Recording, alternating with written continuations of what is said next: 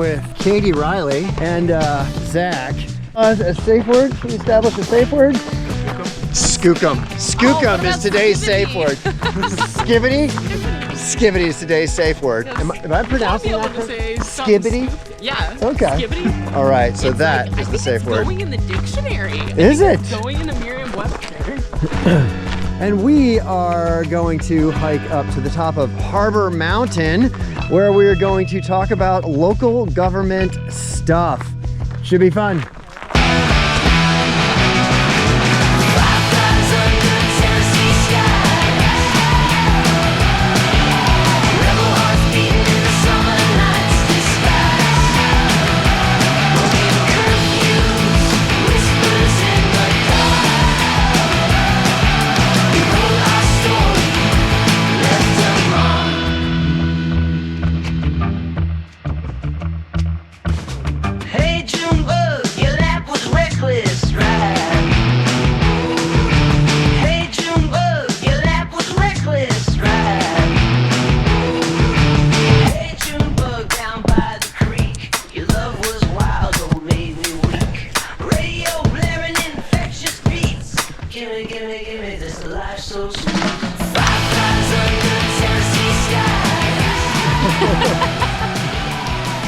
All right, Katie Riley, top of Harbor Mountain. You know, staring at yourself is like very awkward. Do you want to cover your face up with something? I mean, I'm hiding behind a pair of sunglasses. Yeah. We're seeing your face twice here, so I compliment you. Do you for feel being like so we bold. have like enough shots with the sign that we could potentially just like remove the sign? We could remove the sign. Oh, that's much better. Okay, wow, good. The vibe is way better. Good. So if that vibe, it's like very awkward to be staring at yourself on a mountain. You're just like, I'd like to look around. It's kind of funny. Okay, so this is episode number 10 of the Starling Birch podcast, in which I have conversations with folks who are far more interesting than myself. Today, I am talking with a local Sitkan whose name is Katie Riley. She is running for assembly. She's been involved in local government for a while now, and is also a fisher person. Is that I don't know which term you go by. Yeah, I fish. All of those. Fisherman. All right. So, Katie, you are, we hiked to the top of Harbor Mountain. I thought that was, we both decided that was kind of fun. I should say that me and Katie first came across each other because everyone comes across each other in Sitka, but we were both into like getting out in the mountains and into the wilderness. And I think we crossed paths that way, if I remember correctly. But as she's running for assembly, we've had a few conversations. We're like, wouldn't it be cool if we both climbed to the top of a mountain and dragged the sign, which is no longer there, but also got some, just did an interview, and we have kind of the perfect day for it. It's not too windy. So anyway, I'll stop rambling. Katie, you are running for assembly, but could you just like start by sort of like introducing yourself and you are a Sitkan, born and raised Sitkan, and I am like of this place. I think one of my favorite things is to spend time out on the land and in the mountains. It's something I did a lot growing up with my family, and I definitely didn't enjoy it as much when I was younger. It was a lot more, I think, cajoling me up the mountain, but nowadays it's one of my favorite things to do. I'm a fisherman. I fish in Bristol Bay. I tendered in Southeast Alaska for 7 years. I worked at the fish plant. I grew up at the fish plant. My dad worked at the fish plant when I was growing up as little kids, so lots of holiday parties there, and knowing everyone that still works there. And then I also work at the Sitka Conservation Society, so I love to be out on our lands and waters. I love to use our natural environment to go fishing and hunting and hiking and adventuring and all the things, and I want to make sure that we can take care of it so future generations can continue to live here and do the same things. So awesome. Well, I appreciate a lot of the same things. I'm in Alaska to be out in the mountains in particular, and I just think it's kind of cool that this is, it's not like the hardest hike, but there were some moments that if you slip and fall, you're probably going to die. So mid consequence. Yeah. I'm just kind of, I find it fun that we're out here in this context, but you running for assembly, I just thought was kind of interesting. I don't follow the local government or the races that closely, but I'm like, oh, there's someone who initially I'm just like, she's just seems maybe first off, a little younger than most people that I see running. And maybe that's not entirely true, but I don't know. You just, you're like out there, you're hunting, you're fishing, and you just, you seem like a more of an unusual candidate. So what are some things about you that make you stand out, I guess, from your point of view? Yeah, well, I love all the things that you just said, and that is really why I'm running for assembly. I want to represent a new generation. I think there's only one other person who's under 40 on the assembly right now, and I'm 32. So, that's an age jump, and our perspectives as young people in Sitka, I think that young people, young families are the backbone of the town, right? It makes it livable and accessible for everyone, elders and middle-aged folks alike. So investing in young people is super important, and I think that in order to do that effectively, you have to have those voices at the table. So I want to be a voice for my generation. And I also want to see more approaches like mine represented on the assembly. I'm really solutions oriented. I want to find compromises that work for people. I want to work together, be collaborative, and I think that is how we come up with the best solutions, right? That are durable and long-standing is by working together to find those. And that means including, all the voices at the table and not just having one-sided debates. And so I want to see my approach reflected on the assembly. I think that the assembly right now does a good job of engaging in those discussions, and I look forward to being part of that conversation as well. You also have been pretty involved in local government, and that's like one thing. I just have a list here of just things I was reading that you did. You were on the planning commission, and that, can you talk to me about like what that means? Yeah, I am super interested in community development, right? Like, so the future of our community, how does it look? How does it work? What happens? How do we make it as accessible and have as many opportunities for people as possible going into the future? And that's really what the Planning Commission is all about. So it's like planning and zoning, which is, essentially how you map the town to use different land in different ways. So we do a lot of work that's like around, subdivisions, like permitting subdivisions or giving variances for like buildings to be higher. But what that means in reality is like you can work for higher density housing, right? We have really limited land here to build. We're on probably the predominant feature of Baranof Island, which is a mountaintop, right? So lots of mountains, a lot of ocean, really limited buildable land. And so I want to see the land that we do have, have a lot of different types of housing to meet people's needs. So we're not just creating, $1 million homes that are second homes for people, but rather houses that, year-round Sitkans can buy so that they can build their future here, put their kids in school, pay sales tax year-round. Like, it's really important. And the Planning Commission is where you can make that happen. I originally got on the Planning Commission because I was actually really concerned about short-term rentals. I moved back home from going to college and working abroad in 2018, and I was friends with a lot of the like AmeriCorps and Ravensway folks, people that come in to really quite low-wage jobs and do a lot of service positions. They work in our schools.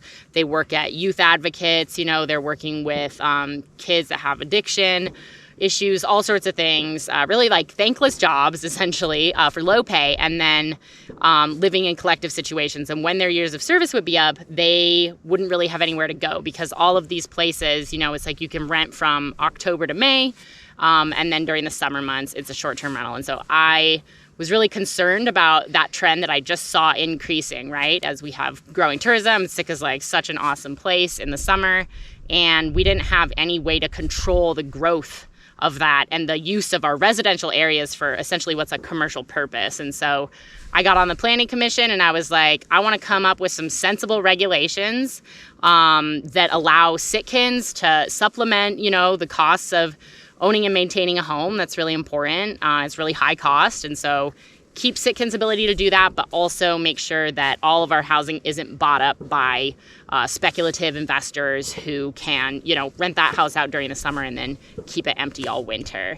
And so 2 years in, I worked with assembly members. We had town halls. We did a survey. What do you think the best kind of regulations are that are going to work for you and your family that live here to have your short-term rental, but also prevent this buyout of all of our housing stock? And we came up with some great regulations. So it's a primary residency requirement. You have to live here at least 6 months out of the year to own a short-term rental. So it has to be your primary residence. And then also the conditional use permit that you have to get expires when you sell the house. So it's not like you can sell your house for a lot more money because you have this special permit. The next person, the next owner has to apply for it again. And so those were community-driven regulations. Like, we all came up with them together. And I think that you've seen that they've been durable and that they've been non-controversial. And I think that is great. And that's what policy should be, looking for, the best compromise for the folks involved. And after that, I just kind of I was like, all right, the housing crisis is we did it. Yeah. Obviously, it was not that easy. So, right. So that was a big learning moment for me. And I stayed on the planning commission. This is my second term. I'm 5 years in and have looked for all sorts of different ways to say, oh, okay, that wasn't the only answer. That was a solution. And I think it definitely made a situation stop from getting worse. But there is a lot more that we need to do. And right now, it's a really exciting time to be involved in housing policy because the city is doing a land study. And so they're looking at all these different parcels of land that they have, and they're saying, what can we do with them? What's suitable to build? And so, it's important to me that we don't just sell off our assets, but rather we use our assets in a way that's going to create the most value for community members. And so that's why I'm super excited to look at housing policy from a bit of a broader lens on the Assembly. Gotcha. So, yeah, I'm approaching this interview as someone who is somewhat ignorant to how all of this stuff works. What I see is that there is, speaking specifically about the housing crisis, I think that's what people are calling it, is that, people are coming in and they can't find anywhere to live and they eventually leave town. So do you think that, and it sounds like, you kind of were involved in coming up with some solutions that were part of a bigger equation. There's obviously some more things that need to happen in order to move forward with this. Is there an obvious path that you see to make some of these corrections to make Sitka an affordable place to live for someone who's just coming in to intern at the Raptor Center? They're sleeping on a couch for a whole year or something. Is there a clear path, or is this is it just complicated and experimental? Yeah, unfortunately, if there were easy solutions, we would have done them already, right? It is a really complicated and complex equation, but there are lots of things that we can do. So I don't like to just look at the problem and say, wow, this is hopeless. I don't think it is. I think that there are lots of different little things that we can do that are going to improve the overall picture. And so one of those, it's maybe a boring topic or something, but it's variances. We do variances on the planning commission, which basically means you don't have to follow the normal rules because there's something particular about your plot of land, or you can't use it in the way that others could. A lot of the reason variances are granted here is because of topography, right? So you'll have someone who's got a plot of land, and then the back of it will just be a mountaintop. Okay. And so you see a lot of that out Sawmill Creek Road. And so something that we can do is give the planning commission more discretion to follow the comprehensive plan, which was a big plan that Sitkans created. I think it was in 2017, 2018. It was just before my time here that they finished it. And it was a whole vision for our community and where we want to go and specific actions to get there, right? And so the planning department was in charge of that process. I believe the planning commission played a significant role in it. And one of the things that we do on the planning commission is try to follow, right, the actions laid out in the comprehensive plan. We're not just coming up with things willy-nilly. We're saying okay, Sitkans wanted higher density housing. we're going to figure out how to do it. And so we can ease permitting regulations via, an ordinance. And it's just like a zoning text change. It doesn't cost any money. We're not creating a new fund or a tax or using revenue differently. We're just saying, we're going to give the Planning Commission more discretion to follow the comprehensive plan. And that is going to make things go faster. It's going to, open up more land for housing. It's going to help builders get through the process faster.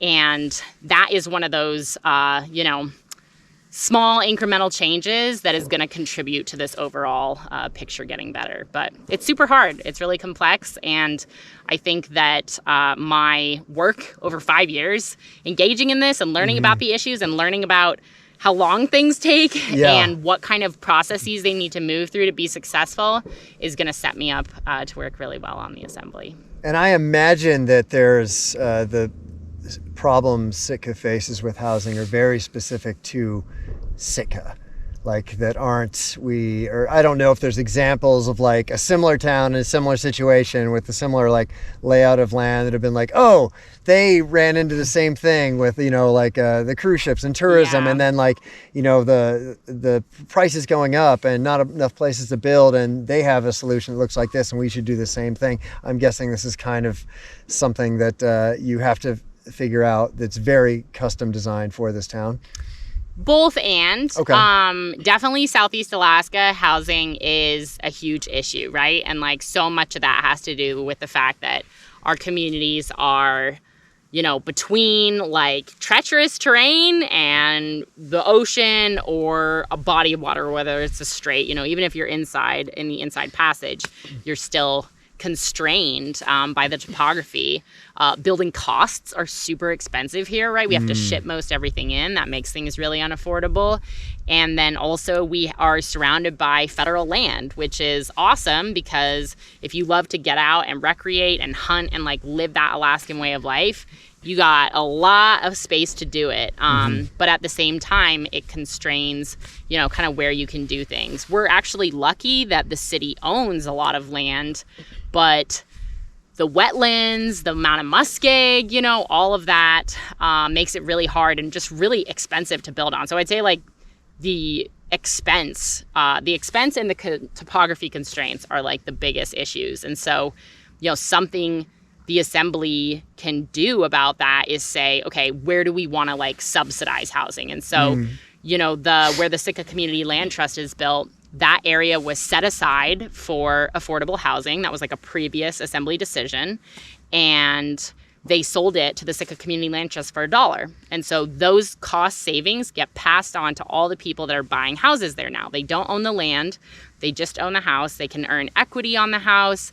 They can make improvements. It's a starter home or, their forever home, but they don't have to pay the cost of the land. And so that expense for the house is getting brought down a lot because the land is one of the most expensive things. So looking at solutions like that, that's a Sitka-made solution, but community land trusts exist all over the United States. There's a lot of communities that have growing, visitor industries, tourism industries that are pushing out local people who don't make as much. And so we can learn things from them. The thing that we don't have that the lower 48 has is suburb communities, right? You're not driving from anywhere to commute to Sitka. Right. You are here or you're not here. And so we all have to figure out how to coexist in this place and meet everyone's needs. But really making sure that, the people who are working at the grocery store, who are working at the gas station, who are working at our nonprofits, all of those jobs, that maybe aren't the most high paying, but are really critical to how our town functions. I want to make sure that those folks have a chance to stay here as well. Yeah. And I think that is an issue that I've seen just with even talking to some local business owners or just being someone who's I need to hire someone every once in a while to be a production assistant or something, is that it's I can't even, not even can I not afford to put them somewhere? I don't know. I don't have anywhere to put them. So, exactly. Search faces that.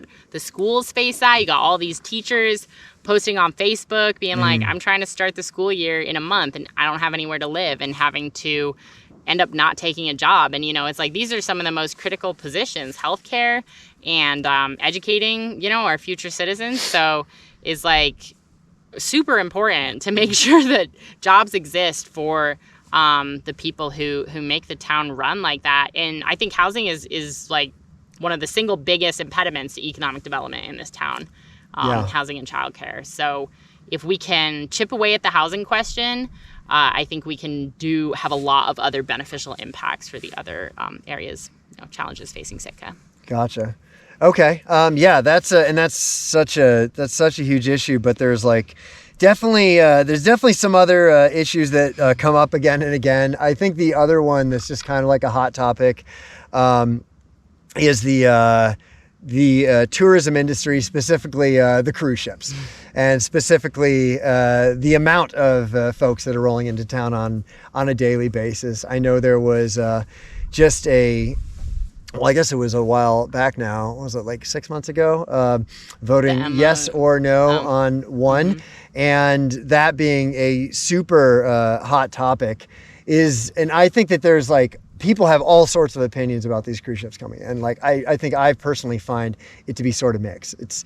You're living in this town that's, pretty small compared to most towns. And then they dump, cruise ships dump 10,000 people in the streets that don't seem to, it doesn't seem like we can support that many people. It doesn't seem like the people coming here are having that good of a time. All the restaurants are completely full. I just want to go out to eat, but I can't even get to the restaurants, let alone am I going to wait in line. Yeah. And then when you go in there, the staff is completely devastated.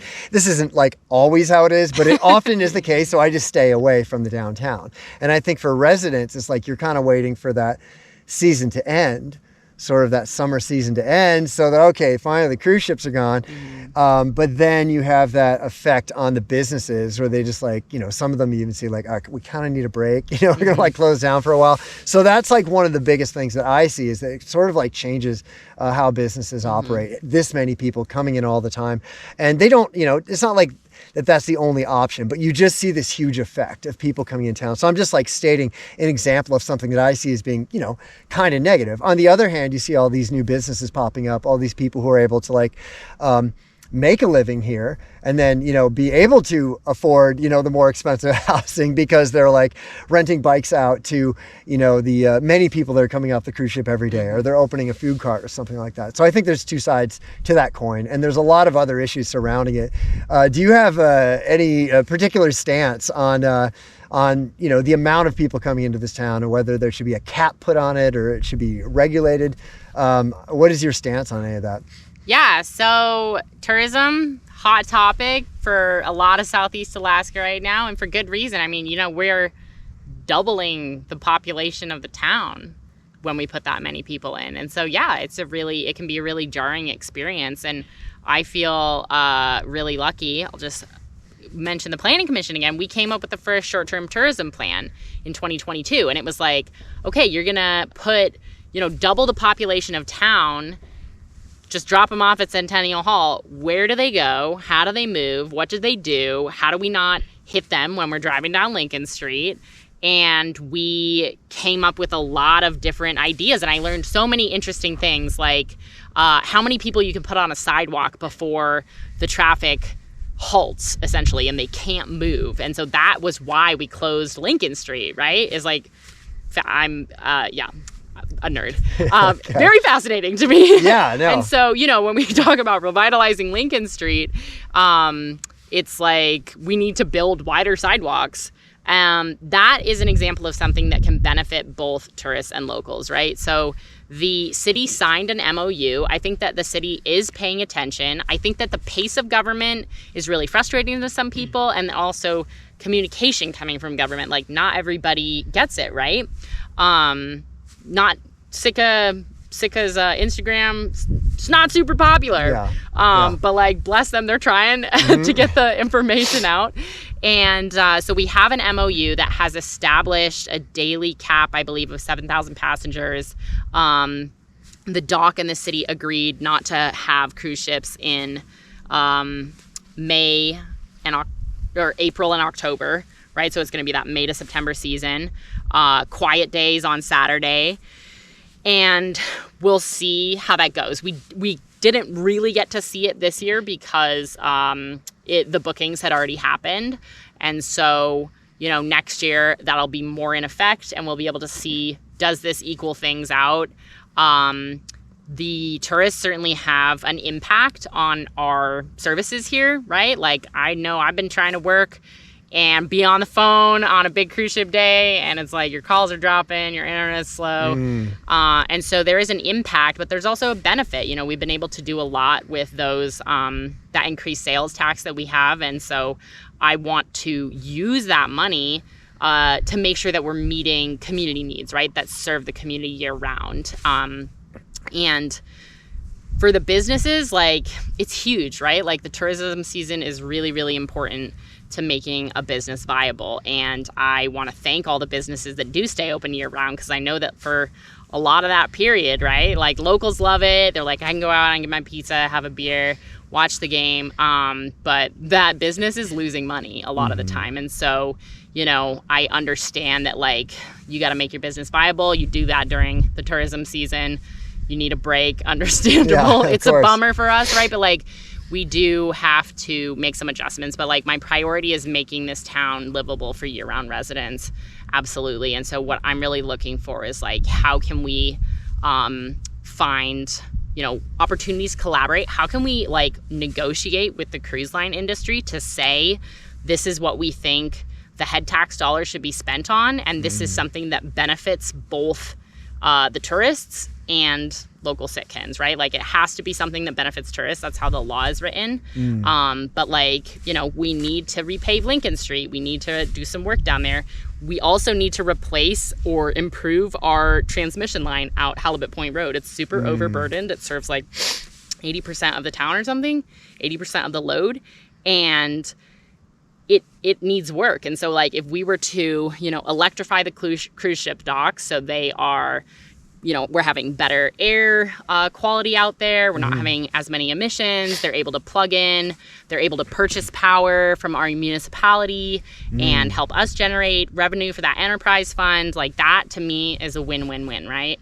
And so that's really what I'm looking for in terms of tourism, is like, how does the local community and year-round residents benefit as we seek a balance there? Yeah, a balance is, I guess, a good word. And you do hear a lot of people, if you're just like on Sitka Chatters, listening to people get upset about things in one way or another. It's a, sort of very polarized idea. And I think that I talk to, you now, and I'm just curious, it's like, oh, are you like on one side or the other? And it seems like, it's a reasonable thing to say that, we can actually do both, and it's going to be okay and good for everyone, and everyone can be happy. And I feel like most people who aren't super irate about things are thinking in that direction.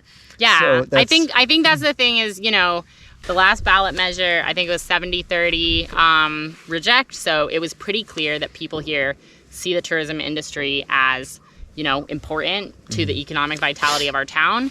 And they thought that proposal was too drastic. But I don't think that means that people don't want to see a balance. I think that most Sitkans want to see some improvements where they can, and they also want to see people, keep coming here and enjoying this place. And so I want to find out where that compromise exists. And I don't think it'll make everyone happy, because compromises rarely do, but hopefully it makes everyone less mad. Yeah. And that's a good goal as well. That would be a good goal. Yeah. So yeah, are there, like, what other issue? Because, these are the issues that I guess we only talked about two, which is housing and then tourism. There's, all sorts of challenges living in Southeast Alaska in general. I mean, you can't control the weather because you're on Assembly. There's all sorts of, like, things. But are there other, like, hidden challenges that, me as a layman who isn't involved, I don't even go to the Assembly meetings, I probably should, is not seeing, like, other, like, hidden issues that you would be hoping to work on that maybe other, somewhat ignorant residents are not aware are, an issue? Yeah, absolutely. Childcare is a huge issue, right? Like, government kind of exists to support services that are not profitable, because if they were profitable, business would be doing them. And so there's all of these services that make the town work, make economic development work, that are not profitable that government kind of needs to come in and help out with. So one of those is like subsidizing affordable housing, right? Like it's not profitable to build and manage affordable housing. It's profitable to build $1 million home and to sell that for as much as you can.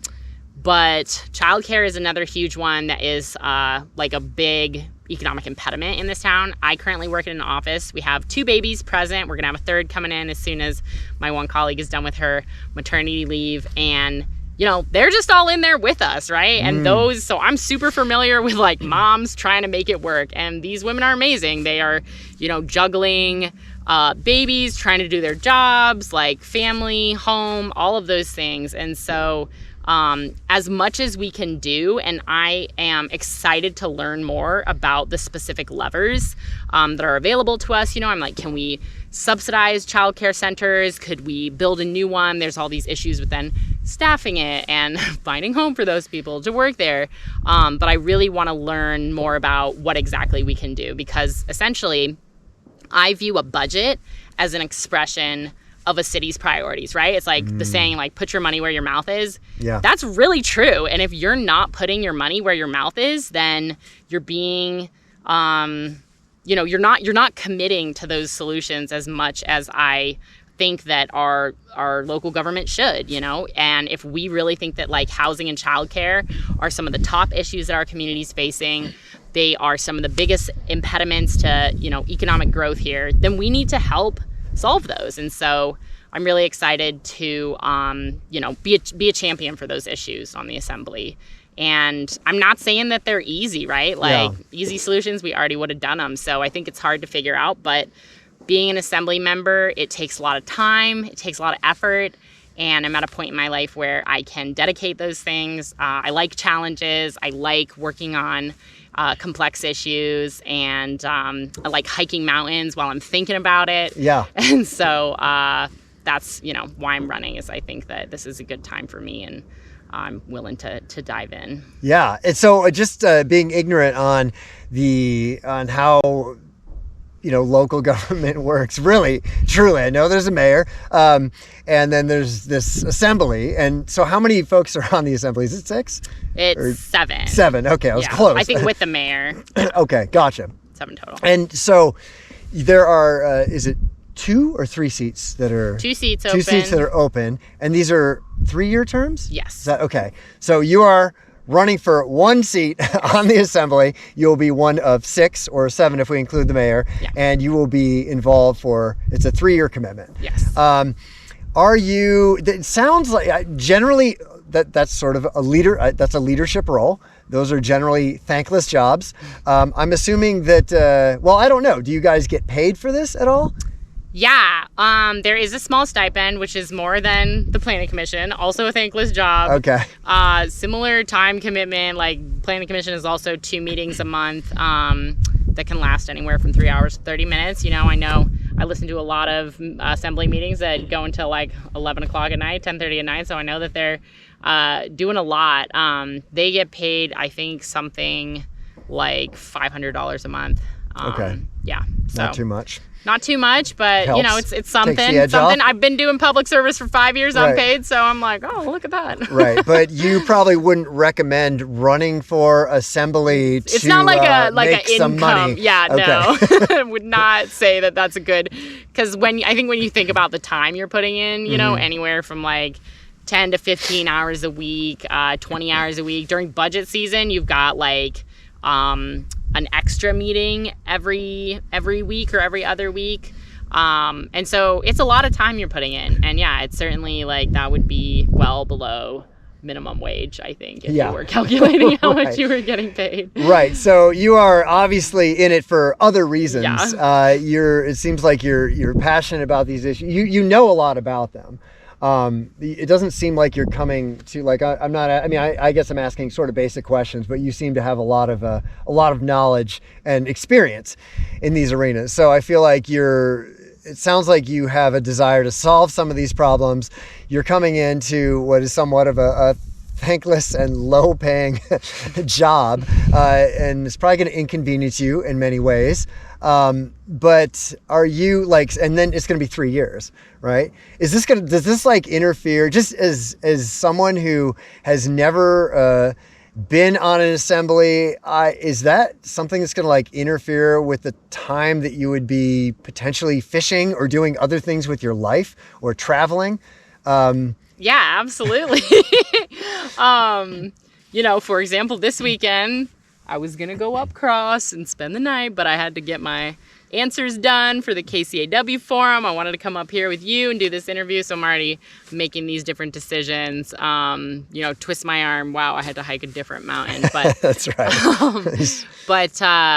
Yeah, it's definitely a time commitment. It does mean that you miss out on some things, but you get to gain other things, right? And like public service, community service is really important to me. Investing in the future of my community is something I'm really passionate about, and so I am happy to make that commitment.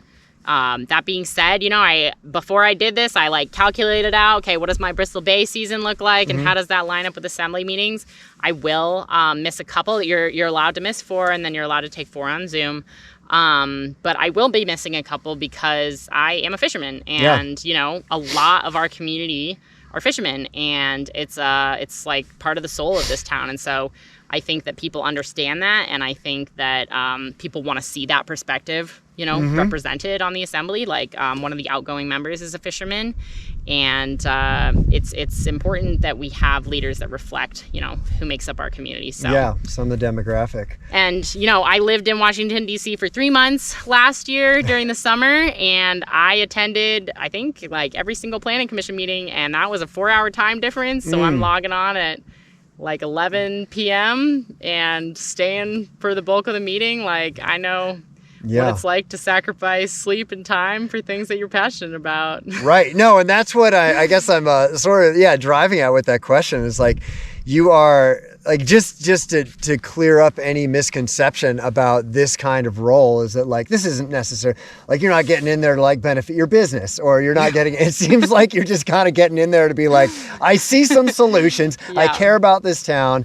I am, I've had friends who have struggled. I want to solve some of those problems. Yeah. And I really think cool. Like I can. I've spent, I've got both the experience of working through and figuring out what some of those solutions are, the relationships with people who know those solutions even better than me. Part of it is just, it's not coming up with ideas yourself. It's like being able to hear from all the different community members about what their concerns are and how they think they should be addressed, right? And then if you know the mechanics of how that can happen, you can be really potent there. But just being able to invest the time and effort to bring the perspective of my generation to the table. Like, not many people can do it, right? Like, I'm like I said, I'm friends with a lot of young mothers. You've got young people my age starting families, and so I'm in a place where I can commit to this and also, have some familiarity with the issues and what I want to do. Awesome. And then just talking about some of the people in this town, just the different demographics. It seems that not many people vote, as in, I think like 1/3 of the town's population, which is 8,000 or 8 or 9,000, right? The population of Sitka. It's only like 1/3 of people who seem to come out regularly. On a high year, it's a third.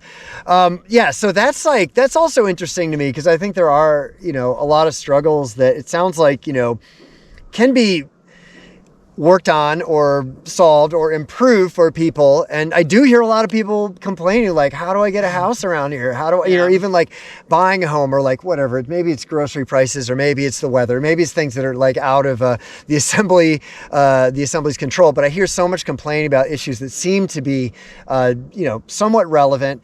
And then I see that there's like 1/3 of the population has voted. And that's just interesting to me, that people aren't really coming out and aren't really getting engaged. And I'm like, if you just, if 2/3 of the people, the other 2/3, or just 1/3 came out who isn't voting and voted, that would double the amount of votes. And that could, like, in your case, or anyone's case, if they just activated part of the population to come out who didn't know that their voice could suddenly be heard, that that would like put you in office or put someone in office. So is there any? Yeah, the sun is actually coming out. If you are watching this on video, Excited to have to do that. Beautiful out here. Yeah, putting sunglasses on is a thing. But yeah, can you just like talk? Are you trying to do any like outreach to these like, I don't know if you want just people that aren't exactly. Maybe they don't vote, or maybe they think like their vote doesn't matter, and maybe it's maybe that's a honest like and somewhat accurate statement that they feel that way. So can you speak to those people? Happily, I just encountered one of those people. Came to my meet and greet, and it was great because, you know, he had a story where he went to vote in, I think it was like a federal election, you know, maybe for the president or something. And by the time he was going to cast his ballot, the election results had already been announced. And so, yeah, the fact that people feel disempowered, right, or like their vote doesn't matter, that's real. And I think especially when you're living in Alaska, right, a lot of times, like, you know, we got 700, 800,000 people here. And so you're not going to have a big impact on those national politics necessarily, but you can have such a big impact on your local politics. There's races in Alaska that are decided by like 6 votes, 13 votes, right? So every single vote counts. And these are issues that impact you and your local community and your ability to live here. And that, I think, is a great reason to vote in this election, right? Even if you don't vote in other elections, get started in your local government. A lot of change can happen at the local level, and really, your voice absolutely does matter. So if you're voting in Sitka, or you're not voting in Sitka in your local elections, but you're voting nationally, that's like comparatively, I guess, your vote in Sitka would, I can't do the math on it, but that'd be worth like a couple 100,000 people in a national election. So you have a lot of power voting in a super small town, just by coming out and, walking down to Centennial Hall, which I guess leads to my next point. You can vote by either, I guess you can vote so many different ways. In a number of different ways, right? Can you talk about those? Okay, so you can vote absentee, in person. I think it's the same as voting, or you'd like drop off your absentee ballot in person. You can vote by email, fax, or mail. I have actually voted on the tender that I used to work on while I was working in Port Alexander. I sent in my email and voted. Oh, okay. Which was great. Yeah. You can vote on the election day is October 7th, or early voting starts September 22nd, which is just right around the corner here in a couple of weeks. And so Harrigan Centennial Hall will be open during the day. I'm not sure if it's 8 to 5 or 9 to 5, but they'll be open during the day. You can go in and vote early. I think they're going to do something on Saturday for one of those votings. If you are going to be completely out of town and you miss the deadline for your absentee ballot, which you're supposed to send that in by September 30th, you can make an appointment and go vote at City Hall. Like, our local government is really trying to do a lot to make sure that people can make their voice heard. And I think that's absolutely fantastic. When I learned that you could go make an appointment to vote at City Hall if you couldn't or didn't want to figure out any of the other ways, I was like, wow, because that takes time. That's staff time, and that's just really amazing that they're willing to do that and make it that easy. Right. And if you're about to get on an airplane and leave town and you're within the time that you can vote, you should definitely take the 5 minutes. I'm sure there won't be a long line there, to there vote. Never is. Centennial Hall.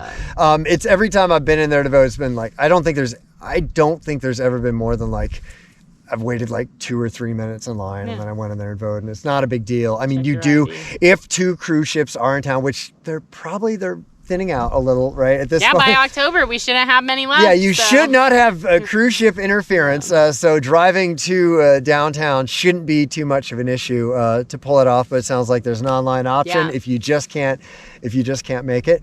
So I guess we've kind of covered a number of topics. I guess I wanted to ask, you've been running, when did you decide to throw your hat in the ring? How long ago was that? That was August maybe 7th or so, around then. So I started gathering signatures. About a month ago? Yeah. Well, okay. Is there any surprises that you've run into in this process, or any struggles, or any like stories as of yet that you want to talk about, just as someone who's like living on the campaign trail and going through this? I think the thing that I really love the most, my mom passed away in 2014. And she was really beloved in town because she was a physical therapist, and she also worked with special needs kids. So lots of families have really wonderful memories of her, helping out their children or helping them heal from an injury and get better. And my favorite thing is people coming up to me or reaching out to me and saying things like, your mom would be so proud, or, I see the spirit of your mom in you, and like, that's why we're voting for you. We don't normally do this, but we're putting your sign up because we loved your mom and we think you're going to make her proud. And so that's just super meaningful to me. One of my favorite things. And then just like everyone being so nice. I mean, Sitka's lovely. Sitka's really supportive. But as like a born and raised person, seeing all of these people who are like, I watched you in Ventures, and like, you were on the paper route. I used to deliver the paper for a lot of these folks, and they're just like, I'm so excited to see you running. And so that has been really beautiful for me, is just to see how many people, because when you're a kid, you like don't really know. You're just like doing your thing, moving through life, Yeah. But you don't know all the adults that you interact with or how they're watching you. And so to see their support kind of as you grow up is like really wonderful. And I just feel really grateful to this whole town. I feel like, this entire community had a big role in raising me and making me who I am today. And so I'm really happy to be able to give back, and hope that I can, just do good by my people, my community, my family. Awesome. Well, it seems like there's a lot of there's like a lot of energy behind your campaign. Just seeing your signs starting to pop up everywhere was pretty cool. And of course, I'm going to notice them probably because I know you, and I'm like, someone I know is running. Like, and I think there's probably a lot of people who feel the same way. Like you said, seeing you grow up, or just like, there's someone who looks a little bit different from your average candidate, maybe a little younger, or doing some things, doing an interview on top of a mountain. If other candidates want to be interviewed on top of a mountain, I will interview all the candidates on top of a mountain. I would listen. But I think that is kind of like, you just have that kind of energy. You're in the outdoors, you're doing stuff. And yeah, it seems like it's just kind of, I'm hoping, I guess in general, when I look at that, when I follow the local elections, and I'm thinking of like how many, I'm looking at numbers, I'm just like, man, it is unfortunate that so many people don't vote. And maybe they have a good reason, or maybe they don't have a good reason, or maybe they just need to be inspired a little. But I think of like your vibe, and maybe I am like biased, but I think of your vibe as one that maybe would inspire people to get a little more involved who haven't been involved before. I hope so, because I walked into someone I used to work for at the fish plant when I was going to drop off my packet, and he says, I don't vote, but I'm voting for you. And I was like, hell yeah. Yeah. So that's definitely, I think we need inspiring candidates, right, that want to be leaders. And like you said, it's a thankless job. It's not paid very well. It's a ton of time. You're missing out on fishing and traveling and hunting, all the fun things you want to do. But we need good leaders, to make our community work. So I'm super grateful for everyone that has supported me, and everyone that normally doesn't vote and says that they're going to get out and do it this time. And I hope they keep doing it, obviously. But I also, just part of my whole campaign is like, I want to inspire other young people to get involved. I want to inspire just other people to get involved and to run and contribute their time, because I think that so many people have amazing skills they can contribute. Local government's not for everyone, but it is certainly a place where you can make a big difference. Awesome. All right. Well, I think, is there anything else I didn't think of that you want to mention? I think we did it. We covered a lot of topics. And the sun is now out, so we should probably I feel like I should rotate my body so that I don't get sunburned on one half because I wasn't ready for that. Yeah. But awesome. Well, thank you so much, Katie, for coming all the way up here and taking the time to interview and just playing in the mountains with me. Heck yeah. All right. All right.